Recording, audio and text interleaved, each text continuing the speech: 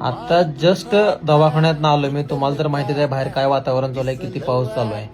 तर व्हिडिओ बनवायचं कारण म्हणजे जी पण आपली कोण मित्र आहेत जी गावाकडेच राहून बिझनेस करतात किंवा गावाकडे शेती करतात किंवा काहीतरी गावाकडेच एखादा उद्योग करतात.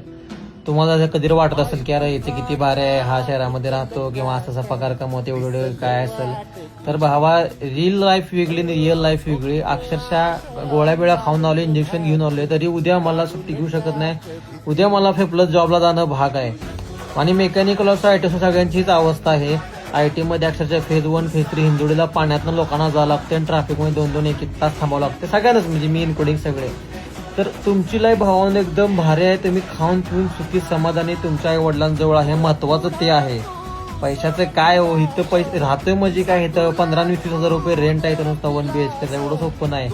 तर मला तुम्हाला एवढंच मोटिवेशन द्यायचं होतं की तुमची जिंदगी खरंच छान आहे. तुम्ही तुमच्या घरात आई वडिलांसोबत राहून तिथं राहून सगळं मॅनेज करताय. इथलं काय नसतंय मित्रांनो, दुरून डोंगर साजरे म्हणतात ना, तसंच आहे. जय महाराष्ट्र.